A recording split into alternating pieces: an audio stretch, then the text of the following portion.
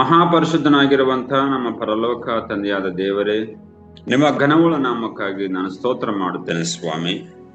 ಸರ್ವಶಕ್ತನು, ಸರ್ವಜ್ಞಾನಿ, ಸರ್ವವ್ಯಾಪಿ, ಸರ್ವ ಸೃಷ್ಟಿಗೆ ಯಜಮಾನಾಗಿರುವಂತ ದೇವರೇ, ನಿಮಗೆ ಸ್ತೋತ್ರ ಮಾಡುತ್ತೇವೆ. ಕರ್ತನೆ, ಗತಿಸಿ ಹೋಗಿರತಕ್ಕಂಥ ರಾತ್ರಿ ವೇಳೆಯಲ್ಲಿ ಸುಖಕರವಾದ ನಿದ್ರೆಯನ್ನು ಕೊಟ್ಟು ನೂತನ ದಿನವನ್ನು ಕೊಟ್ಟಿದ್ದಕ್ಕಾಗಿ ನಿಮಗೆ ಸ್ತೋತ್ರ. ಈ ನೂತನವಾಗಿರ್ತಕ್ಕಂಥ ದಿನದಲ್ಲಿ ಸ್ವಾಮಿ, ನಿಮ್ಮನ್ನು ಕರ್ತನೆ ನಾವು ಧ್ಯಾನ ಮಾಡಲಿಕ್ಕೆ ಸ್ವಲ್ಪ ಮಟ್ಟಿಗೆ ಅವಕಾಶ ಕೊಟ್ಟಿದ್ದಕ್ಕಾಗಿ ನಿಮಗೆ ನಾವು ಸ್ತೋತ್ರ ಮಾಡುತ್ತೇವೆ ಸ್ವಾಮಿ. ಲೋಕರಕ್ಷಕನಾಗಿರುವಂತ ದೇವರೇ, ನಿಮಗೆ ಸ್ತೋತ್ರ. ಈಗ ಕರ್ತನೆ, ನಿಮ್ಮ ವಾಕ್ಯಗಳನ್ನು ಧ್ಯಾನ ಮಾಡಬೇಕು. ಪರಿಶುದ್ಧಾತ್ಮನ ಮೂಲಕ ನನ್ನನ್ನು ಮತ್ತು ನಮ್ಮನ್ನು ತುಂಬಿಸು, ನಡೆಸು, ಬಲಪಡಿಸಬೇಕೆಂಬುದಾಗಿ ಬೇಡಿಕೊಳ್ತಾ ನಮ್ಮ ಪ್ರಾರ್ಥನೆ ಕೇಳೋದಕ್ಕಾಗಿ ಸ್ತೋತ್ರ ಮಾಡುತ್ತಾ ಯೇಸುವಿನ ಹೆಸರಿನಲ್ಲಿ ಪ್ರಾರ್ಥಿಸಿ ಬೇಡಿಕೊಳ್ತೇನೆ ತಂದೆ, ಆಮೆನ್. ದೇವರಿಗೆ ಸ್ತೋತ್ರ ಉಂಟಾಗಲಿ. ಈ ದಿವಸ ನಾವೊಬ್ಬ ದೇವರ ಸೇವಕರ ಬಗ್ಗೆ, ಅವರ ಜೀವಿತ ಚರಿತ್ರೆ ಬಗ್ಗೆ ಕೂಡ ನಾವು ನೋಡುವವರಾಗಿದ್ದೇವೆ. ಅವರ ಹೆಸರು ಬಿಷಪ್ ಡೇವಿಡ್ ಚಲ್ಲಪ್ಪ ಎಂಬುದಾಗಿ. ಅವ್ರ ಪೂರ್ತಿ ಹೆಸರು ಡೇವಿಡ್ ಚಲ್ಲಪ್ಪ. ಬಿಷಪ್ ಎನ್ನುವಂಥದ್ದು ಅವರು ಬಂದಿರತಕ್ಕಂಥ ಒಂದು ಬಿರುದು. ಅದು ಕ್ರೈಸ್ತ ಸೇವೆಯಲ್ಲಿ ಅವರಿಗೆ ಸಿಕ್ಕಿರ್ತಕ್ಕಂಥ ಒಂದು ಬಿರುದದು, ಬಿಷಪ್ ಎನ್ನುವಂಥದ್ದು. ನಾವು ಡೇವಿಡ್ ಚಲ್ಲಪ್ಪ ಇವ್ರ ಬಗ್ಗೆ ನಾವು ಧ್ಯಾನ ಮಾಡುವುದಕ್ಕಿಂತ ಮುಂಚಿತವಾಗಿ ನಾವು ಸತ್ಯವೇದದ ಭಾಗವನ್ನು ಕೂಡ ಒಂಚೂರು ನಾವು ನೋಡ್ಕೊಂಡು ಬರೋಣ. ಒಂದು ಸಂವೇದನ ಪುಸ್ತಕ 20ನೇ ಅಧ್ಯಾಯ, ಅಲ್ಲಿ 1ರಿಂದ 23 ಒಂದು ಘಟನೆ ನಡೆದಿದೆ. ಅದನ್ನು ಕೂಡ ನಾವು ನೋಡೋಣ. ಒಂದು ಸಂವೇದನ 20ನೇ ಅಧ್ಯಾಯ ವಚನ 1ರಿಂದ 23 ಅಲ್ಲಿ ದಾವೀದ ಯೋನಾತನರು ಒಡಂಬಡಿಕೆ ಮಾಡಿಕೊಂಡದ್ದು ಎಂಬುದನ್ನು ಕೂಡ ನಾವು ನೋಡ್ತೇವೆ. ದಾವೀದ ಯೋನಾತರು ಒಡಂಬಡಿಕೆ ಮಾಡಿಕೊಂಡದ್ದು ಎಂಬುದಾಗಿ. ದಾವೀದನು ರಾಮದ ಮಠದಿಂದ ತಪ್ಪಿಸಿಕೊಂಡು ಯೋನಾತನ ಬಳಿಗೆ ಬಂದು ಅವನಿಗೆ, ನಿನ್ನ ತಂದೆಯು ನನ್ನ ಪ್ರಾಣವನ್ನು ತೆಗೆಯಬೇಕೆಂದಿರುತ್ತಾನಲ್ಲ, ನಾನೇನು ಮಾಡಿದನು? ನನ್ನ ಅಪರಾಧವೇನು? ನಾನು ಅವನಿಗೆ ಮಾಡಿದ ದ್ರೋಹವು ಯಾವುದು ಅನ್ನಲು ಯೋನಾತನ ಅವನಿಗೆ, ಇದು ಆಗ್ಲೇಬಾರದು ಎಂಬುದಾಗಿ ಹೇಳ್ತಾನೆ. ನಿನಗೆ ಮರಣವಂತೂ ಆಗ್ಲೇಬಾರದು ಎಂಬುದಾಗಿ ಈ ಯೋನಾತನ ಹೇಳ್ತಾನೆ. ಈ ಯೋನಾತನ ಯಾರಂತಂದ್ರೆ ಅರಸನಾಗಿರ್ತಕ್ಕಂಥ ಸೌಲನ ಮಗ. ದಾವೀದನ ಯಾರಂತಂದ್ರೆ ಈತನು ಈಶಾಯನ ಮಗ. ಮುಂದೆ ಒಬ್ಬ ಬಾವಿ ರಾಜನು ಕೂಡ ಅನ್ಬೋದು ದಾವೀದನಿಗೆ. ಸೊ ಇಲ್ಲಿ ನಾವು ಏನ್ ನೋಡಿದೇವೆ ಅಂತಂದ್ರೆ, ಅರಸನಾಗಿರ್ತಕ್ಕಂಥ ಸೌಲನು ಯಾವ ಸಂದರ್ಭದಲ್ಲಿ ಕೂಡ ದಾವೀದನನ್ನು ಕೊಲೆ ಮಾಡಬೇಕು, ಸಾಯಿಸಬೇಕು, ಈ ವಿಚಾರಗಳಲ್ಲಿ ಅದನ್ನು ಇರ್ತಾನೆ. ಆಗ ದಾವೀದನು ತನ್ನ ಸ್ನೇಹಿತನಾಗಿರ್ತಕ್ಕಂಥ ಯೋನಾತನಿಗೆ ಹೇಳ್ತಾನೆ, ನಾನೇನು ಮಾಡಿದ್ದೇನಪ್ಪ ನಿನ್ನ ತಂದೆಗೆ? ಯಾವಾಗಲೂ ನನ್ನ ಪ್ರಾಣವನ್ನು ತೆಗೆಯಬೇಕೆಂದಿದ್ದಾನಲ್ಲ ನಿಮ್ಮ ತಂದೆ ಅಂದಾಗ, ಇದು ನಿನಗೆ ಆಗಕೂಡದು. ಮತ್ತೇನ್ ಹೇಳ್ತಾನೆ ಅಂತಂದ್ರೆ, ಯೋನಾತನು, ನನ್ನ ತಂದೆಯು ಅಲ್ಪ ಕಾರ್ಯವನ್ನಾಗಲಿ ಅಧಿಕ ಕಾರ್ಯವನ್ನಾಗಲಿ ನನಗೆ ತಿಳಿಸದೆ ಮಾಡುವುದಿಲ್ಲ. ಇಂಥ ವಿಚಾರ, ಮರಣ ಎನ್ನುವಂತ ಒಂದು ವಿಚಾರ ಬಂದಾಗ ನಾನು ಖಂಡಿತವಾಗ್ಲೂ ತಿಳಿಸ್ತಾನೆ ನನಗೆ. ನಾನ್ ನಿನಗೆ ತಿಳಿಸ್ತೇನೆ, ನೀನ್ ಯಾವುದೇ ಕಾರಣಕ್ಕೂ ಭಯ ಪಡಬೇಡ ಎಂಬುದಾಗ ಅಂದಾಗ, ಮತ್ತೆ ದಾವೀದಂತನ, ನಿನ್ನ ಜೀವದಾಣೆ, ಯೆಹೋವನಾಣೆ, ನನಗೂ ಮರಣಕ್ಕೂ ಒಂದು ಗೇಣು ಮಾತ್ರ ಅಂತರವಿದೆ ಎಂದು ಖಂಡಿತವಾಗಿ ಹೇಳಿದ. ದಾವೀದನು ಯೋನಾತನಿಗೆ ಹೇಳ್ತಾನೆ, ನಿನ್ನ ಜೀವದಾಣೆ, ಯೆಹೋವನಾಣೆ, ನನಗೂ ಮರಣಕ್ಕೂ ಒಂದು ಗೇಣು ಮಾತ್ರ ಅಂತರವಿದೆ. ನಾನು ಆ ರೀತಿಯಲ್ಲಿ ಮರಣಕರವಾಗಿರ್ತಕ್ಕಂಥ ಭಯದಲ್ಲಿ ಜೀವನ ಮಾಡ್ತಾ ಇದ್ದೇನೆ ಎಂಬುದಾಗಿ ಇಲ್ಲಿ ಆತನು ಹೇಳ್ತಾ ಇದ್ದಾನೆ. ಆದರೂ ಕೂಡ ಮತ್ತೆ ದಾವೀದನ ಅಂತಾನೆ, ಇಲ್ಲ ನಾನು ಇಲ್ಲಿದ್ದೆ ಅಂತಂದ್ರೆ, ನಿಮ್ಮ ತಂದೆಯ ಹತ್ತಿರದಲ್ಲಿ ಇದ್ದೆ ಅಂತಂದ್ರೆ ನಾನು ಖಂಡಿತವಾಗ್ಲೂ ನಾನು ಮರಣಕ್ಕೆ ಪಾತ್ರನಾಗ್ತೇನೆ. ನಾನು ತಪ್ಪಿಸ್ಕೊಂಡು ನಾನು ಕಾಡಿನೊಳಗೆ ಹೋಗ್ತೇನೆ. ಒಂದ್ ವೇಳೆ ನಿಮ್ಮ ತಂದೆಯು ನನ್ನನ್ನು ಕೇಳಿದರೆ ಏನಂತಂದ್ರೆ, ನಮ್ಮೂರಲ್ಲಿ ಏನೋ ಒಂದು ಪ್ರೋಗ್ರಾಮ್ ಇದೆ, ಅಲ್ಲಿ ಏನಂತಿದೆ ಅಂತ 6ನೇ ವಚನದಲ್ಲಿ, ದಾವೀದನು ತನ್ನ ಊರಾದ ಬೆತ್ಲೆಹೇಮಿಗೆ ಹೋಗಿ ಬರುವುದಕ್ಕೆ ಅಪ್ಪಣೆ ಆಗಬೇಕು, ನನ್ನನ್ನು ಬಹಳವಾಗಿ ಬೇಡಿಕೊಂಡನು. ಅವನ ಗೋತ್ರದವರು ಅಲ್ಲಿ ವಾರ್ಷಿಕ ಯಜ್ಞ ಮಾಡುತ್ತಾರಂತೆ ಎಂದು ಹೇಳು ಎಂಬುದಾಗಿ ದಾವೀದನು ಯೋನಾತನಿಗೆ ಹೇಳ್ತಾನೆ. ಅಂದ್ರೆ ನಾನು ನಮ್ಮ ಊರಿಗೆ ಹೋಗಿದ್ದೇನೆ ಎಂಬುದಾಗಿ ನಿನ್ನ ತಂದೆಗೆ ಹೇಳು. ಬಟ್ ಆದ್ರೆ ಆತನು ಹೋಗಿರುವುದಿಲ್ಲ, ಬಟ್ ತಪ್ಪಿಸ್ಕೊಂಡಿರ್ತಾನೆ ಅಷ್ಟೇ. ಆಗ ಇದೆಲ್ಲ ವಿಚಾರವನ್ನು ನಿಮ್ಮ ತಂದೆಯ ಮುಂದೆ ಹೇಳುವ ಸಂದರ್ಭದಲ್ಲಿ ಒಂದು ವೇಳೆ ನಿಮ್ಮ ತಂದೆಯು ಅಂದ್ರೆ ಯೋನಾತನ ತಂದೆಯು ಬಿರುನುಡಿಯಿಂದ ಮಾತಾಡ್ತಾನೋ ಅಥವಾ ಸಮಾಧಾನವಾಗಿ ಮಾತಾಡ್ತಾನೋ. ಬಿರುನುಡಿಯಿಂದ ಮಾತಾಡಿದರೆ ನನಗೆ ಕೇಡು ತಪ್ಪಿದ್ದಲ್ಲ, ಸಮಾಧಾನವಾಗಿ ಮಾತಾಡಿದ್ರೆ ಓಕೆ, ನನ್ನ ಪ್ರಾಣಕ್ಕೇನು ಅಪಾಯ ಇಲ್ಲ ಎಂಬುದಾಗಿ ಅದರ್ಥ ಎಂಬುದಾಗಿ ಈತನು ಕೂಡ ಹೇಳ್ತಾನೆ. ನಂತರದಲ್ಲಿ ಮತ್ತೆ ನಾನು ತಪ್ಪಿಸ್ಕೊಳ್ಬೇಕೆಂಬುದಾಗಿ ದಾವೀದನು ಯೋನಾತನಿಗೆ ಹೇಳ್ತಾನೆ. ಯೋನಾತನಿಗೆ ಅಲ್ಲಿ ಒಂದು ಶುದ್ಧ ಒಂದು ಪಾಡ್ಯ ಅಂತ ನಡೀತಿರ್ತದೆ. ಆ ಸಮಯದಲ್ಲಿ ಖಂಡಿತವಾಗಲಲ್ಲಿ ದಾವೀದನು ಇರಲೇಬೇಕು. ದಾವೀದನು ತಪ್ಪಿಸ್ಕೊಂಡಿದ್ದಾನೆ. ನಾನು ಆ ಜಾಗದಲ್ಲಿ ಇದ್ದೆ ಅಂದ್ರೆ ಖಂಡಿತ ನನ್ನ ಮರಣ ಅಂತೂ ಖಂಡಿತ ಬರ್ತದೆ, ನಾನು ಆ ಜಾಗದಲ್ಲಿ ಇರಬಾರ್ದು ಅಂತೇಳಿ ದಾವೀದನು ಯೋನಾತನಿಗೆ ಹೇಳಿದಾಗ ಅವಾಗ ಅವರಿಬ್ಬರು ಒಂದು ಕಾಡಿಗೆ ಬರ್ತಾರೆ. ಇಲ್ಲಿ ಬಹಳ ಇಂಟ್ರೆಸ್ಟಿಂಗ್ ಒಂದು ಸಂಗತಿ ಏನಂತಂದ್ರೆ, ಅವರಿಬ್ಬರು ಕಾಡಿಗೆ ಬರ್ತಾರೆ. ಕಾಡಿಗೆ ಬಂದಾಗ ಆ ಶುದ್ಧ ಪಾಡ್ಯವು ನಡೆಯುವುದಕ್ಕಿಂತ ಹಿಂದಿನ ದಿನದಲ್ಲಿ ಕಾಡಿಗೆ ಬಂದಾಗ ಅಲ್ಲಿ ಯೋನಾತನ್ ಹೇಳ್ತಾನ ಏನಂತಂದ್ರೆ, ನೀನು ಅಡಗಿಕೊಂಡಿರುವಂತ ಒಂದು ಕಲ್ಲು ಕುಪ್ಪೆ ಬಳಿ ಕೂತ್ಕೊಂಡಿರು. ನೀನು ಇಲ್ಲಿ ಒಂದು ಕಲ್ಲು ಕುಪ್ಪೆ ಇರೋದಲ್ಲ, ಇಲ್ಲಿ ಕೂತ್ಕೊಂಡಿರು. ನಾನು 3 ಬಾಣಗಳನ್ನು ಎಸಿತೇನೆ. 3 ಬಾಣಗಳನ್ನು ಎಸೆಯುವಾಗ ಆ ಬಾಣಗಳು ಈಚೆ ಬಿದ್ದಂತಂದ್ರೆ, ಅಂದ್ರೆ ನನ್ನ ಕಡೆ ಬಿದ್ದಿದೆ ಅಂತಂತಂದ್ರೆ ನಿನಗೇನು ಕೂಡ ಏನು ಅಪಾಯ ಇಲ್ಲ ಎಂಬುದಾಗ ಅದರ ಅರ್ಥ. ನಿನಗೇನು ಅಪಾಯ ಇಲ್ಲ. ಒಂದು ಆ ಕಲ್ಲು ಕುಪ್ಪೆ ಆಚೆ ಬಿದ್ದಿದ್ದೇ ಆದರೆ ನಿನ್ನ ಪ್ರಾಣಕ್ಕೆ ಅಪಾಯ ಇದೆ. ಆಗ ನೀನು ಮತ್ತಷ್ಟು ನೀನು ಏನು ಮಾಡ್ಬೇಕಂದ್ರೆ ತಪ್ಪಿಸ್ಕೊಂಡು ನೀನು ಹೋಗಬೇಕು ಎಂಬುದಾಗಿ ಯೋನಾತನು ದಾವೀದನಿಗೆ ಹೇಳ್ತಾನೆ. ಇದೇ ನಮ್ಮಿಬ್ಬರ ಒಡಂಬಡಿಕೆಗೆ ಯೆಹೋವನು ನಿತ್ಯ ಸಾಕ್ಷಿಯಾಗಿರುವನು ಅಂದನು 23ನೇ ವಚನದಲ್ಲಿ.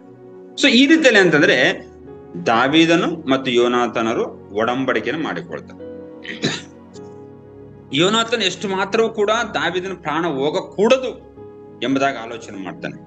ಹೆಂಗಾದ್ರೂ ಮಾಡಿ ದಾವೀದನ ಪ್ರಾಣ ಉಳಿಯಬೇಕು ನನ್ನ ತಂದೆಯ ಕೈಯಿಂದ ಎನ್ನುವಂಥದ್ದನ್ನು ತುಂಬಾ ಆತನ ಪ್ರಾಣವನ್ನು ಕಾಪಾಡಿರ್ತಕ್ಕಂಥ ವ್ಯಕ್ತಿ ಯಾರಂತಂದ್ರೆ ಯೋನಾತನು ಎಂಬುದಾಗಿ ನಾವು ನೋಡ್ತಿದ್ವಿ. ಈಗ ನಾವು ಒಬ್ಬ ಮಿಷನರಿ ಚರಿತ್ರೆಯನ್ನು ಕೂಡ ನಾವು ನೋಡುವುದಾದ್ರೆ ಡೇವಿಡ್ ಚೆಲ್ಲಪ್ಪ ಅವರು 1905ರಲ್ಲಿ ಮದ್ರಾಸ್ ಪ್ರೆಸಿಡೆನ್ಸಿಯ ತಂಜಾವೂರಿನಲ್ಲಿ ಜನಿಸಿದರು. ಮದ್ರಾಸ್ನಲ್ಲಿ ಪ್ರೆಸಿಡೆನ್ಸಿಯ ಒಂದು ತಂಜಾವೂರಿನಲ್ಲಿ ಜನಿಸಿದರು. ಇವರು ಬೆಂಗಳೂರಿನ ಬಿಷಪ್ ಕಾಟನ್ ಬಾಲಕರ ಶಾಲೆಯಲ್ಲಿ ಶಾಲಾ ಶಿಕ್ಷಣವನ್ನು ಪೂರ್ಣಗೊಳಿಸಿದರು. ಇವರು ಬೆಂಗಳೂರಿನಲ್ಲಿ ಕೂಡ ಓದಿರ್ತಕ್ಕಂಥ ವ್ಯಕ್ತಿ. ಬಿಷಪ್ ಕಾಟನ್ ಒಂದು ಬಾಲಕರ ಶಾಲೆಯಲ್ಲಿ ಓದಿರ್ತಕ್ಕಂಥ ವ್ಯಕ್ತಿ. ಕ್ಯಾಂಟರ್ಬರಿಯ ಸೆಂಟ್ ಆಗಸ್ಟಿನ್ ಕಾಲೇಜಿನಲ್ಲಿ ದೈವಶಾಸ್ತ್ರ ಅಧ್ಯಯನವನ್ನು ಮಾಡಿದಂಥವರು, ಅಂದ್ರೆ ಬೈಬಲ್ ಥಿಯಾಲಜಿಯನ್ನು ಪಡ್ಕೊಂಡಿರ್ತಕ್ಕಂಥ ವ್ಯಕ್ತಿ ಸೆಂಟ್ ಆಗಸ್ಟಿನ್ ಕಾಲೇಜಿನಲ್ಲಿ. ನಂತರದಲ್ಲಿ ಡಹ್ರಮ್ ವಿಶ್ವವಿದ್ಯಾಲಯದಿಂದ ಕಲಾ ಸ್ನಾತಕೋತ್ತರ ಪದವಿಯನ್ನು ಕೂಡ ಪಡೆದಂಥವರು. ಡಹ್ರಮ್ ವಿಶ್ವವಿದ್ಯಾಲಯದಿಂದ ಸ್ನಾತಕೋತ್ತರ ಪದವಿಯನ್ನು ಪಡೆದಂಥವರು. ಇವರು ಒಬ್ಬ ಭಾರತೀಯ ಆಂಗ್ಲಿಕನ್ ಪಾಸ್ಟರ್ ಆಗಿದ್ರು ಇವರು. ಆಮೇಲೆ ಭಾರತೀಯ ಮೊದಲ ಬಿಷಪ್ ಆಗಿದ್ರು ಎಂಬುದಾಗಿ ಇವರಿಗೆ ಮಾತ್ರ ಸಲ್ಲುತ್ತದೆ. ಭಾರತೀಯ ಮೊದಲ ಬಿಷಪ್. ಆಗಿನ ಕಾಲದಲ್ಲಿ ಮದ್ರಾಸ್ನ ಒಂದು ಆಡಳಿತದಲ್ಲಿ ಭಾರತೀಯ ಮೊದಲ ಬಿಷಪ್ ಆಗಿದ್ರು. ಇವರ ಆರಂಭಿಕ ಜೀವನವು ದಕ್ಷಿಣ ಭಾರತದ ಸಾಂಸ್ಕೃತಿಕ ಮತ್ತು ಧಾರ್ಮಿಕ ಸಂಪ್ರದಾಯಗಳಲ್ಲಿ ಬೇರೂರಿರ್ತಕ್ಕಂಥ ಒಂದು ಜೀವನ ಆಗಿತ್ತು ಇವ್ರಿಗೆ. ಸೊ ಇವರು ಕೂಡ ನಮ್ಮ ಹಾಗೆ ನಾವೆಲ್ಲರೂ ಕೂಡ ದಕ್ಷಿಣ ಭಾರತದವರು. ದಕ್ಷಿಣ ನಮ್ಗೇನು ನಮ್ಗೆ ಯಾವ ಕಲ್ಚರ್ ಇದೆ, ಇದೇ ಕಲ್ಚರ್ ಅನ್ನು ಕೂಡ ಡೇವಿಡ್ ಚೆಲ್ಲಪ್ಪರವರು ಕೂಡ ಅವರು ಅನುಸರಿಸಿದ್ರು ಎಂಬುದನ್ನು ಕೂಡ ನಾವು ನೋಡ್ತೇವೆ. ಇವರು ಡೇವಿಡ್ ಚೆಲ್ಲಪ್ಪರವರು ದಕ್ಷಿಣ ಭಾರತ ಸಭೆಯಲ್ಲಿ ಬಿಷಪ್ ಆಗುವ ಮೊದಲು ಸೆಂಟ್ ಪಾಲ್ಸ್ ಪ್ರೌಢಶಾಲೆಯ ಹೆಡ್ ಮಾಸ್ಟರ್ ಆಗಿ ಕೂಡ ಸೇವೆ ಸಲ್ಲಿಸಿರ್ತಕ್ಕಂಥ ವ್ಯಕ್ತಿ. ಚೆನ್ನೈನ ಸೆಂಟ್ ಪಾಲ್ಸ್ ಪ್ರೌಢಶಾಲೆಯ ಹೆಡ್ ಮಾಸ್ಟರ್ ಆಗಿ ಸೇವೆ ಸಲ್ಲಿಸಿರ್ತಕ್ಕಂಥ ವ್ಯಕ್ತಿ. ಮತ್ತು ಇವರು ದೃಢ ಸಂಕಲ್ಪ ಮತ್ತು ಶಿಸ್ತು ಮತ್ತು ಸಮಯ ಪಾಲನೆಗೆ ಹೆಸರುವಾಸಿಯಾಗಿದ್ರು. ಒಂದು ಅಚಲ ಮನಸ್ಥಿತಿ, ಶಿಸ್ತು ಮತ್ತು ಸಮಯ ಪಾಲನೆ. ಎಸ್, ಪ್ರತಿ ಮಾನವನು ಕೂಡ, ಪ್ರತಿ ಸೇವಕರು ಕೂಡ ತಾವು ಅಭಿವೃದ್ಧಿ ಹೊಂದಬೇಕಾದ್ರೆ ಒಂದು ಸಮಯ ಪಾಲನೆ, ಒಂದು ಶಿಸ್ತು, ಇನ್ನೊಂದು ದೃಢ ಸಂಕಲ್ಪ, ಒಂದು ಅಚಲವಾಗಿರತಕ್ಕಂಥ ಮನಸ್ಥಿತಿ ಇರಬೇಕು. ಈ ಮೂರು ವಿಚಾರಗಳು ಪ್ರತಿಯೊಬ್ಬರಲ್ಲಿ ಇದ್ದಾಗ ಖಂಡಿತವಾಗಲೂ ಅವರು ಮುಂದೆ ಬರಲಿಕ್ಕೆ ಸಹಾಯ ಉಂಟಾಗ್ತದೆ. ಸೊ ಇವರಲ್ಲಿ ಕೂಡ ರೆವರೆಂಡ್ ಡೇವಿಡ್ ಚೆಲ್ಲಪ್ಪ ಅವರಲ್ಲಿ ಕೂಡ ಒಂದು ಅಚಲ ಮನಸ್ಥಿತಿ, ಶಿಸ್ತು ಮತ್ತು ಸಮಯ ಪಾಲನೆಗೆ ಹೆಸರುವಾಸಿಯಾಗಿದ್ದಂಥವ್ರು ಎಂಬುದಾಗಿ ನಾವು ನೋಡ್ತಾ ಇದ್ದೀವಿ. ಅವರು ಮುಖ್ಯೋಪಾಧ್ಯಾಯರಾಗಿದ್ದ ಸಮಯದಲ್ಲಿ ಆಹ್ವಾನಿತ ಶಿಕ್ಷಣ ಸಚಿವರು ಸಮಯಕ್ಕೆ ಸರಿಯಾಗಿ ಬರಲು ವಿಫಲರಾದ ಕಾರಣ ಅಲ್ಲಿ ಸ್ವಲ್ಪ ಏನಂತಂದ್ರೆ ಸ್ವಲ್ಪ ವ್ಯತ್ಯಾಸ ಅಲ್ಲಿ ಉಂಟಾಗ್ತದೆ. ಒಂದ್ಸಾರಿ ಅದೇ ಒಂದು ಸರ್ಕಾರದಲ್ಲಿ ಸೇವೆ ಮಾಡುವಂತ ಒಬ್ಬ ಮಿನಿಸ್ಟರ್ನ ತಮ್ಮ ಶಾಲೆಗೆ ಕರೆಸಿರ್ತಾರ. ಅವರು ಸ್ವಲ್ಪ ಲೇಟಾಗಿ ಬರ್ತಾರೆ. ಲೇಟಾಗಿ ಬಂದಾಗ ಅಲ್ಲಿನ ಕೆಲವೊಂದು ಕಾರ್ಯಕ್ರಮಗಳು ಕೂಡ ವ್ಯತ್ಯಾಸ ಆಗ್ತವೆ. ವ್ಯತ್ಯಾಸ ಆದಾಗ ಮತ್ತೆ ಅಲ್ಲಿ ಸ್ವಲ್ಪ ತೊಂದರೆ ಆಗ್ತದೆ. ತೊಂದರೆ ಆದಾಗಲೂ ಕೂಡ ಮತ್ತೆ ಡೇವಿಡ್ ಚೆಲ್ಲಪ್ಪ ಅವರು ಆ ಮಿನಿಸ್ಟರ್ ಮನೆಗೆ ಹೋಗಿ ಒಂದು ಮಾತನ್ನ ಹೇಳ್ತಾನೆ. ಏನಂತಂದ್ರೆ, ನೀವು ಸರ್ಕಾರದಲ್ಲಿ ಇದ್ದಂತ ಒಬ್ಬ ಸಚಿವರು, ನಾನು ಕೂಡ ಒಬ್ಬ ಮುಖ್ಯೋಪಾಧ್ಯಾಯರು, ಅಂದ್ರೆ ನಾನು ಕೂಡ ಒಬ್ಬ ಹೆಡ್ ಮಾಸ್ಟರ್. ನಾವು ಮಕ್ಕಳಿಗೆ ನಾವು ಮಾದರಿ ಆಗಿರ್ಬೇಕಲ್ಲ. ನಾವು ಮಾದರಿ ಆಗಿಲ್ಲ ಅಂತಂದ್ರೆ ಮಕ್ಕಳು ಯಾವ ರೀತಿ ನಡ್ಕೊಳ್ತಾರೆ? ನೀವು ಈ ರೀತಿಯಲ್ಲಿ ಏನಂತಂದ್ರೆ, ನಾವು ಸಮಯ ಕೊಟ್ಟಿದ್ದೇ ಒಂದು, ನೀವು ಬಂದಿದ್ದೇ ಮತ್ತೊಂದು. ಹಾಗಾಗಿ ಸ್ವಲ್ಪ ಮಟ್ಟಿಗೆ ಸಚಿವರಿಗೆ ತಿಳಿಸಿ ಹೇಳಿಸ್ತಾರೆ. ಯಾರಂತಂದ್ರೆ ಡೇವಿಡ್ ಚೆಲ್ಲಪ್ಪ ಅವರು ಧೈರ್ಯದಿಂದ ಏನಂತಂದ್ರೆ ಆ ಒಂದು ಇದು ಸಮಯ ಪಾಲನೆ ಬಗ್ಗೆ ಅವರು ಒಂದು ಹೇಳ್ತಾರೆ.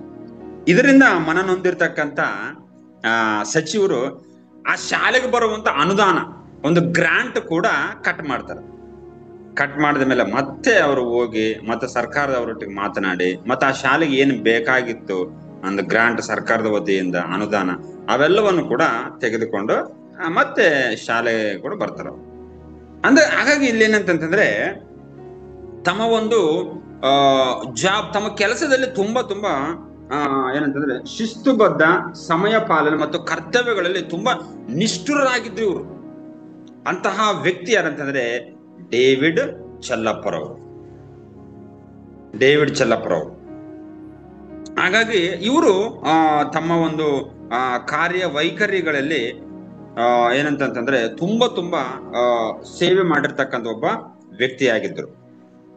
ಅತ್ಯುತ್ತಮ ಇವರು ಬರಹಗಾರ, ಭಾಷಣಕಾರ ಮತ್ತು ನಾಯಕರಾಗಿದ್ದ ಅವರು ಚೆನ್ನೈನ ಡಯಾಸಿಸ್ಗೆ ಶ್ರೇಷ್ಠತೆಯಿಂದ ಸೇವೆ ಸಲ್ಲಿಸಿದರು ಇವರು.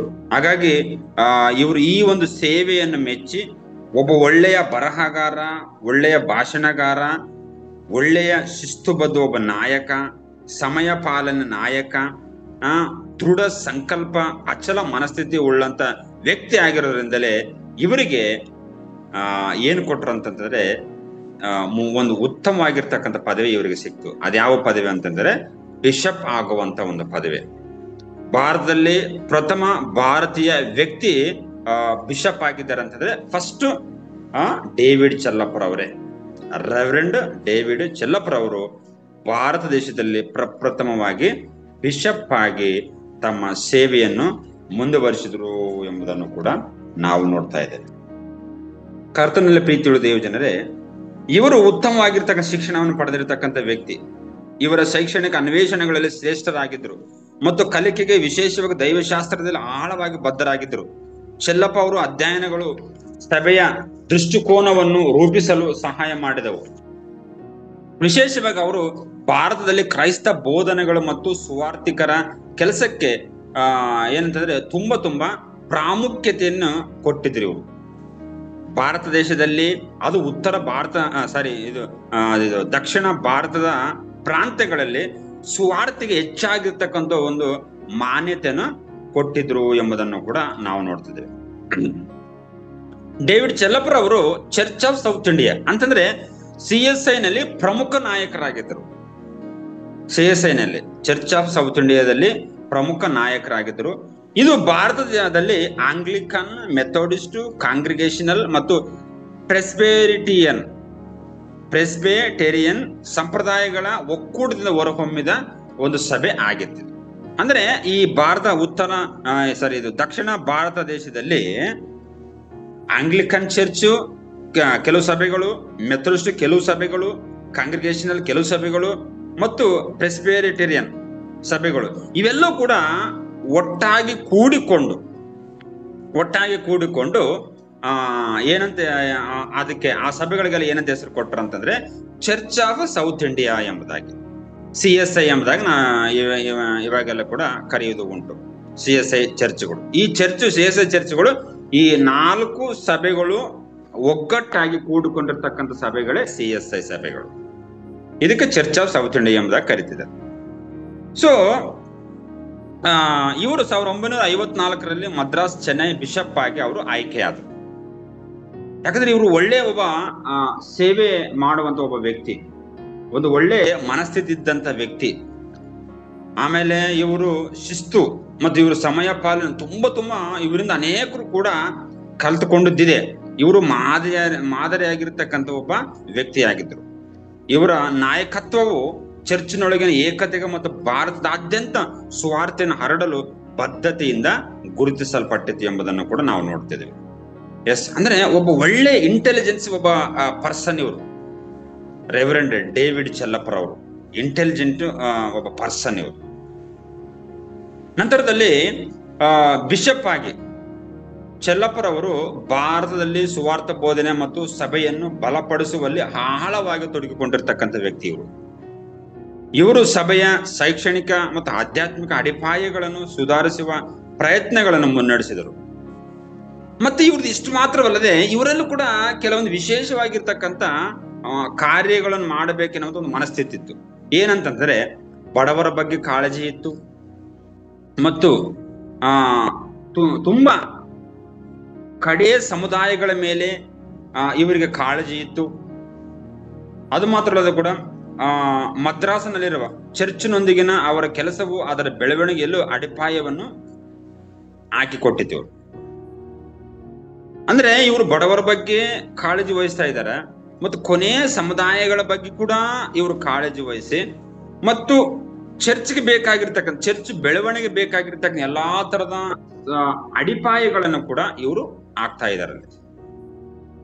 ಅದು ಮಾತ್ರವಲ್ಲದೆ ಕೂಡ ಇವರು ಡೇವಿಡ್ ಚೆಲ್ಲಪ್ಪರ್ ಅವರು, ಬಿಷಪ್ ಡೇವಿಡ್ ಚೆಲ್ಲಪ್ಪರ್ ಅವರು ಸೇವೆಯು ಸುವಾರ್ತೆಯನ್ನು ಸಾರುವುದರ ಬಗ್ಗೆ ಮಾತ್ರವಲ್ಲ, ಸಾಮಾಜಿಕ ಸೇವೆಯ ಬಗ್ಗೆ ಕೂಡ ಇವರಿಗೆ ಒಂದು ಏನಂತಂದ್ರೆ ವ್ಯವಹಾರ ಜ್ಞಾನ ಇತ್ತು. ಸಾಮಾಜಿಕ ಸೇವೆಯ ಬಗ್ಗೆ ಕೂಡ ಅವರು ತಮ್ಮ ಕಾಲದ ಸಾಮಾಜಿಕ ಸಮಸ್ಯೆಗಳ ಬಗ್ಗೆ ತೀವ್ರ ಕಾಳಜಿ ವಹಿಸಿದ್ರು ಇವರು. ಸಾಮಾಜಿಕ ಸೇವೆ, ಅದರಲ್ಲಿ ಅಸ್ಪೃಶ್ಯತೆ, ನಮ್ಮ ಭಾರತ ದೇಶದಲ್ಲಿ ಬ್ರಾಹ್ಮಣ, ಕ್ಷತ್ರಿಯ, ವೈಶ್ಯರ ಬಿಟ್ರೆ ಈ 3 ತವರದವ್ರ ಬಿಟ್ರೆ ಮಿಕ್ಕಿದವರೆಲ್ಲರೂ ಕೂಡ ಭಾರತ ದೇಶದಲ್ಲಿ ಅಸ್ಪೃಶ್ಯರೇ. ಬ್ರಾಹ್ಮಣ, ಕ್ಷತ್ರಿಯ, ವೈಶ್ಯರನ್ನು ಬಿಟ್ರೆ ಮಿಕ್ಕಿದಂತವರೆಲ್ಲರೂ ಕೂಡ ಅಸ್ಪೃಶ್ಯರೇ. ಈ ಅಸ್ಪೃಶ್ಯರ ಬಗ್ಗೆ ಕೂಡ, ಅದರಲ್ಲಿ ವಿಶೇಷವಾಗಿ ಮಹಿಳೆಯರ ಬಗ್ಗೆ ತುಂಬಾ ಕಾಳಜಿ ವಹಿಸಿರ್ತಕ್ಕಂಥ ಒಬ್ಬ ವ್ಯಕ್ತಿ ಯಾರಂತಂದ್ರೆ ರೆವರೆಂಡ್ ಬಿಷಪ್ ಡೇವಿಡ್ ಚೆಲ್ಲಪ್ಪರ್ ಅವರು. ಸಾಮಾಜಿಕ ಸೇವೆ ಬಗ್ಗೆ ಕೂಡ ಇವರಿಗೆ ವ್ಯವಹಾರ ಜ್ಞಾನ ಇದೆ. ಅಸ್ಪೃಶ್ಯರ ಬಗ್ಗೆ ಇವ್ರಿಗೆ ಕಾಳಜಿ ಇದೆ ಮತ್ತು ಅವರ ಒಂದು ದುಸ್ಥಿತಿ ಬಗ್ಗೆ ಮತ್ತು ಮಹಿಳೆಯರ ಶಿಕ್ಷಣ ಬಗ್ಗೆ, ಬಡವರ ಕಲ್ಯಾಣ ಬಗ್ಗೆ. ಸೊ ಈ ಎಲ್ಲವೂ ಕೂಡ ಅವರಿಗೆ ಒಂದು ವ್ಯವಹಾರ ಏನಂತಂದ್ರೆ ಒಂದು ಕಾಳಜಿ ಇತ್ತು.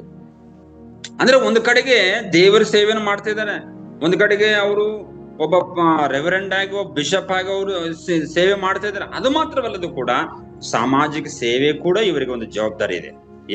ಯಾಕಂದ್ರೆ ಭಾರತದಲ್ಲಿರ್ತಕ್ಕಂಥ ಇವರು ನಾಗರಿಕರಾಗಿರೋದ್ರಿಂದ ಸಾಮಾಜಿಕ ಜವಾಬ್ದಾರಿ ಕೂಡ ಇರ್ಬೇಕೆಂಬುದಾಗಿ ಒಂದು ಒಳ್ಳೆ ಮನಸ್ಥಿತಿ ಇದ್ದಂತ ವ್ಯಕ್ತಿ ಯಾರಂತಂದ್ರೆ ರೆವರೆಂಡ್ ಬಿಷಪ್ ಡೇವಿಡ್ ಚೆಲ್ಲಪ್ಪರ್ ಅವರು. ನಂತರದಲ್ಲಿ ಕ್ರೈಸ್ತರ ಸಂಪರ್ಕವು ವಾಗಿರಲು ಆಧ್ಯಾತ್ಮಿಕ ದೈಹಿಕ ಅಗತ್ಯತೆಗಳನ್ನು ಪೂರೈಸಲು ಅವರು ಶ್ರಮಿಸಿದರು. ಸೊ ಹಾಗಾಗಿ ಕ್ರೈಸ್ತರ ಏಳಿಗೆ ಬಗ್ಗೆ ಶ್ರಮ ಪಟ್ರು, ಅಸ್ಪೃಶ್ಯರ ಏಳಿಗೆ ಬಗ್ಗೆ ಶ್ರಮ ಪಟ್ರು, ಮಹಿಳೆಯರಿಗೆ ಶಿಕ್ಷಣ ದೊರಕುವುದಕ್ಕಾಗಿ ಕೂಡ ಇವರು ಶ್ರಮ ಪಟ್ರು, ಮತ್ತು ಸಾಮಾಜಿಕ ಸೇವೆ ಬಗ್ಗೆ ಕೂಡ ಇವರು ಶ್ರಮ ಪಟ್ಟರು ಎಂಬುದನ್ನು ಕೂಡ ನಾವು ನೋಡ್ತಾ ಇದ್ದೇವೆ. ಹಾಗಾಗಿ ಕರ್ತನಲ್ಲಿ ಪ್ರೀತಿಯುಳ್ಳ ದೇವ ಜನರೇ, ಇವರಿಗೆ ಇತರ ಜನರ ಬಗ್ಗೆ ಕೂಡ ತುಂಬಾ ಕಾಳಜಿ ಇತ್ತು. ಹಾಗಾಗಿ ಇವರು ಒಬ್ಬ ನಿಷ್ಠಾವಂತ ಸಭಾಪಾಲಕರಾಗಿದ್ದರು, ಒಬ್ಬ ಸೇವೆಗೆ ಸಮರ್ಪಣೆಗೊಂಡಿರ್ತಕ್ಕಂಥ ಸಭಾಪಾಲಕರಾಗಿದ್ದರು, ಭಾರತದ ಜನರ ಮೇಲೆ ಪ್ರೀತಿ ಕಾಳಜಿ ಉಳ್ಳಂತ ಒಬ್ಬ ಸಭಾಪಾಲಕರಾಗಿದ್ದರು, ಮತ್ತು ಸಭೆಯ ಮೇಲೆ ಅಳಿಸಲಾಗದ ಒಂದು ಸೇವೆ ಕೂಡ ಇವರಲ್ಲಿ ಇತ್ತು. ಇಂಥ ಒಳ್ಳೆ ಒಂದು ಮನಸ್ಥಿತಿ ಇದ್ದಂತ ವ್ಯಕ್ತಿ ಯಾರಂತಂದ್ರೆ ಡೇವಿಡ್ ಚೆಲ್ಲಪ್ಪರವರು, ಬಿಷಪ್ ಡೇವಿಡ್ ಚೆಲ್ಲಪ್ಪರವರು. ಸೊ ಇವರು ತುಂಬಾ ಏನಂತಂದ್ರೆ ಇತರ ಜನರ ಬಗ್ಗೆ ಏನಂತಂದ್ರೆ ಒಂದು ಒಳ್ಳೆಯ ಮನಸ್ಥಿತಿ ಉಳ್ಳಂತ ವ್ಯಕ್ತಿ. ಅಂದ್ರೆ ಅವರು ಕೂಡ ಮೇಲಕ್ಕೆ ಬರಬೇಕು ಎಂಬುದಾಗಿ, ಏನಂತಂದ್ರೆ ಅಸ್ಪೃಶ್ಯರಾಗಿರ್ಬೋದು, ಮಹಿಳೆಯರಾಗಿರ್ಬೋದು, ಮತ್ತು ನಮ್ಮ ಕ್ರೈಸ್ತ ಸಭೆಗಳಾಗಿರ್ಬೋದು, ಇವೆಲ್ಲವೂ ಕೂಡ ಮೇಲಕ್ಕೆ ಬರಬೇಕು ಎನ್ನುವಂಥದ್ದು ಇವರು ಒಂದು ಮುಖ್ಯವಾಗಿರ್ತಕ್ಕಂಥ ಒಂದು ಮನಸ್ಥಿತಿ ಇತ್ತು. ಹಾಗಾಗಿ ಇವರಿಗೆ ಒಂದು ವಚನ ಮಾತ್ರ ತುಂಬಾ ಚೆನ್ನಾಗಿ ಏನಂತಂದ್ರೆ ಒಂದು ಇನ್ಸ್ಪಿರೇಷನ್ ಆಗ್ತಾ ಇದೆ. ಅದೇನಂತಂದ್ರೆ ಯೋಹಾನ 17:21 ವಚನ ಹೇಳಿ ನಾನು ಮುಗಿಸ್ತೇನೆ. ಯೋಹಾನ 17:21 ಅಲ್ಲಿ ಹೀಗೆ ಬರೆಯಲ್ಪಟ್ಟಿದೆ, ತಂದೆಯೇ, ನೀವು ನನ್ನಲ್ಲಿ ಮತ್ತು ನಾನು ನಿಮ್ಮಲ್ಲಿ ಇರುವಂತೆ ಅವರೆಲ್ಲರೂ ಒಂದಾಗಲಿ, ಅವರು ನಮ್ಮಲ್ಲಿಯೂ ಇರಲಿ, ಇದರಿಂದ ನೀವು ನನ್ನನ್ನು ಕಳಿಸಿದ್ದೀರಿ ಎಂದು ಲೋಕವು ನಂಬುತ್ತದೆ ಎಂಬುದಾಗಿ. ಮತ್ತೊಂದ್ಸರಿ ಓದ್ತೇನೆ, ತಂದೆಯೇ, ನೀವು ನನ್ನಲ್ಲಿ ಮತ್ತು ನಾನು ನಿಮ್ಮಲ್ಲಿ ಇರುವಂತೆ ಅವರೆಲ್ಲರೂ ಒಂದಾಗಲಿ, ಅವರು ನಮ್ಮಲ್ಲಿಯೂ ಇರಲಿ, ಇದರಿಂದ ನೀವು ನನ್ನನ್ನು ಕಳಿಸಿದ್ದೀರಿ ಎಂದು ಲೋಕವು ನಂಬುತ್ತದೆ. ಹಾಗಾಗಿ ಇತರ ಜನರ ಮೇಲೆ, ಅಸ್ಪೃಶ್ಯರಾಗಿರ್ಬೋದು, ಮತ್ತು ಮಹಿಳೆಯರ ಬಗ್ಗೆ ಆಗಿರ್ಬೋದು, ಮತ್ತು ಬಡವರ ಬಗ್ಗೆ ಆಗಿರ್ಬೋದು, ಸೊ ಇವರೆಲ್ಲರೂ ಕೂಡ ಒಂದಾಗಬೇಕು, ಒಂದಾಗಿ ನಿಮ್ಮನ್ನು ಮಹಿಮೆ ಪಡಿಸಬೇಕು, ಘನಪಡಿಸಬೇಕು. ಅವರೆಲ್ಲರೂ ಕೂಡ ನಮ್ಮಲ್ಲಿರಬೇಕು, ನಾವು ಅವರಲ್ಲಿರಬೇಕು. ಅವ್ರ್ಯಾರು ಕೂಡ ಬೇರೆ ಅಲ್ಲ, ನಾವ್ಯಾರು ಬೇರೆ ಅಲ್ಲ, ನಾವೆಲ್ಲರೂ ಕೂಡ ದಕ್ಷಿಣ ಭಾರತದ ಪ್ರಜೆಗಳು. ಹಾಗಾಗಿ ಇಲ್ಲಿರ್ತಕ್ಕಂಥ ಪ್ರತಿ ನಾಗರಿಕನು ಕೂಡ ಏನಂತಂದ್ರೆ ನಮಗೆ ಬೇಕಾಗಿರ್ತಕ್ಕಂಥ ವ್ಯಕ್ತಿ. ಸೊ ಯಾರು ಕೂಡ ಏನಂತಂದ್ರೆ ಬೇರೆದವ್ರು ಯಾರು ಕೂಡ ಅಲ್ಲ. ಹಾಗಾಗಿ ಅವರು ಮತ್ತು ನಾವು ಕೂಡ ಒಂದಾಗಬೇಕು. ಹಾಗಾಗಿ ಈ ರೀತಿಯಾಗಿರ್ತಕ್ಕಂಥ ಮನಸ್ಥಿತಿಯನ್ನು ಕೂಡ ಹೊಂದಿರ್ತಕ್ಕಂಥ ವ್ಯಕ್ತಿ ಯಾರಂತಂದ್ರೆ ಬಿಷಪ್ ಡೇವಿಡ್ ಚೆಲ್ಲಪ್ಪರವರು. ಸೊ ಇವರು ಕೊನೆಯದಾಗಿ 1964ರಲ್ಲಿ ಇವರು ಮರಣವನ್ನು ಕೂಡ ಹೊಂದುತ್ತಾರೆ. ಸೊ ಹಾಗಾಗಿ ಇವರು ಒಬ್ಬ ಒಳ್ಳೆಯ ನಿಷ್ಠಾವಂತ, ಸಮರ್ಪಣೆ ಹೊಂದಿರ್ತಕ್ಕಂಥ, ಭಾರತ ಜನರ ಮೇಲೆ ಪ್ರೀತಿ ಹೊಂದಿರತಕ್ಕಂಥ ಒಬ್ಬ ನಾಯಕರಾಗಿದ್ರು ಎಂಬುದನ್ನು ಕೂಡ ನಾವು ನೋಡ್ತಾ ಇದ್ದೇವೆ. ಹಾಗಾಗಿ ಇಂಥ ಒಬ್ಬ ಒಳ್ಳೆಯ ನಾಯಕನನ್ನು ಕೂಡ ನಾವು ಮಾದರಿಯಾಗಿ ತೆಗೆದುಕೊಂಡು ನಾವು ಕೂಡ ತಾಳ್ಮೆಯಿಂದ, ದೃಢ ಸಂಕಲ್ಪದಿಂದ, ಶಿಸ್ತು ಬದ್ಧತೆಯಿಂದ, ಸಮಯ ಪಾಲನೆಯನ್ನು ಅವರಿಂದ ನಾವು ತೆಗೆದುಕೊಂಡು ನಾವು ಕೂಡ ಸೇವೆ ಮಾಡೋಣ. ದೇವರು ಈ ವಾಕ್ಯಗಳ ಮುಖಾಂತರ ನಮ್ಮನ್ನು ಆಶೀರ್ವಾದ ಮಾಡಲಿ. ಆಮೆನ್. ಓಕೆ, ಪ್ರಾರ್ಥನೆ ಮಾಡಿಕೊಳ್ಳೋಣ. ಮಹಾಪರಿಶುದ್ಧನಾಗಿರುವಂತ ನಮ್ಮ ಪರಲೋಕ ತಂದೆಯಾದ ದೇವರೇ, ನಿಮ್ಮ ಘನವುಳ್ಳ ನಾಮಕ್ಕಾಗಿ ನಾವು ಸ್ತೋತ್ರ ಮಾಡುತ್ತೇವೆ ಸ್ವಾಮಿ. ಬಿಷಪ್ ಡೇವಿಡ್ ಚೆಲ್ಲಪ್ಪರವರ ಬಗ್ಗೆ, ಅವರ ಚರಿತ್ರೆಯನ್ನು ಕೂಡ ನಾವು ನೋಡುತ್ತೇವೆ ಸ್ವಾಮಿ. ದಕ್ಷಿಣ ಭಾರತ ದೇಶದಲ್ಲಿ ತಂಜಾವೂರಿನಲ್ಲಿ ಹುಟ್ಟಿರ್ತಕ್ಕಂಥ, ತಮಿಳುನಾಡಿನ ತಂಜಾವೂರಿನಲ್ಲಿ ಹುಟ್ಟಿರ್ತಕ್ಕಂಥ ಒಬ್ಬ ವ್ಯಕ್ತಿ. ದಕ್ಷಿಣ ಭಾರತದ ಸಂಸ್ಕೃತಿಗೆ ಹೆಸರುವಾಸಿಯಾಗಿರ್ತಕ್ಕಂಥ ಒಬ್ಬ ವ್ಯಕ್ತಿಯಾಗಿ ಅವರು ಹುಟ್ಟಿ ಸ್ವಾಮಿ ನಿಮ್ಮ ಸೇವೆಯಲ್ಲಿ ನೆಲೆಗೊಂಡು ಕರ್ತನ ಒಬ್ಬ ಮಾದರಿಯಾಗಿರ್ತಕ್ಕಂಥ ಸೇವಕರಾಗಿ, ಶಿಸ್ತಿಗೆ, ಸಮಯ ಪಾಲನೆಗೆ, ತಾಳ್ಮೆಗೆ ಒಬ್ಬ ಮಾದರಿಯಾಗಿರ್ತಕ್ಕಂಥ ವ್ಯಕ್ತಿಯಾಗಿ ಅವರು ಸೇವೆ ಮಾಡಿದರು ಕರ್ತನೆ. ಅಂತಹ ಒಬ್ಬ ವ್ಯಕ್ತಿಯ ಜೀವಿತವನ್ನು ನಾವು ಕೂಡ ಮಾದರಿಯಾಗಿ ತೆಗೆದುಕೊಂಡು ಸೇವೆ ಮಾಡ್ಲಿಕ್ಕೆ ನೀವು ನಮ್ಗೆ ಸಹಾಯ ಮಾಡಬೇಕೆಂಬುದಾಗಿ ನಿಮ್ಮಲ್ಲಿ ಬೇಡಿಕೊಳ್ತೇವೆ ಸ್ವಾಮಿ. ವಿಶೇಷವಾಗಿ ನಮ್ಮ ಕಲ್ವಾರಿ ಚಾಪಲ್ ಸಭೆಯನ್ನು ಆಶೀರ್ವಾದ ಮಾಡ್ರಿ. ಎಲ್ಲೆಲ್ಲಿ ಸೇವಾ ಕಾರ್ಯಕ್ರಮಗಳು ನಡೀತಾ ಇದ್ದಾವೆ ಸ್ವಾಮಿ, ಅಲ್ಲೆಲ್ಲೇ ನಿಮ್ಮ ಕೃಪೆ, ನಿಮ್ಮ ಪ್ರಸನ್ನತೆ ನೆರವೇರ್ಬೇಕೆಂಬುದಾಗಿ ನಿಮ್ಮಲ್ಲಿ ಬೇಡಿಕೊಳ್ತೇವೆ ಕರ್ತನೆ. ಲೋಕರಕ್ಷಕನಾಗಿರುವಂತ ದೇವರೇ ನಿಮಗೆ ಸ್ತೋತ್ರ. ಈ ಒಂದು ಕರ್ತನೆ ಜೂಮ್ ಆ್ಯಪ್ ನಲ್ಲಿ ಸೇರಿ ಬಂದಿರತಕ್ಕಂಥ ಪ್ರತಿಯೊಬ್ಬರನ್ನು ನೀವು ಆಶೀರ್ವಾದ ಮಾಡ್ರಿ ಕರ್ತನೆ. ಸೇವಕರನ್ನು ಮತ್ತು ಸಭೆಯವರನ್ನು ಕೂಡ ನೀವು ಆಶೀರ್ವಾದ ಮಾಡ್ರಿ. ಈ ದಿವಸ ಕರ್ತ ನಮ್ಮ ಕೆಲಸ ಕಾರ್ಯಗಳನ್ನು ಆಶೀರ್ವಾದ ಮಾಡಬೇಕೆಂಬುದಾಗಿ ಬೇಡಿಕೊಳ್ಳುತ್ತಾ ನಮ್ಮ ಪ್ರಾರ್ಥನೆ ಕೇಳಿದಕ್ಕೆ ಸ್ತೋತ್ರ ಮಾಡುತ್ತಾ ಯೇಸುವಿನ ಹೆಸರಿನಲ್ಲಿ ಪ್ರಾರ್ಥಿಸಿ ಬೇಡಿಕೊಳ್ಳುತ್ತೇನೆ ತಂದೆ. ಆಮೆನ್.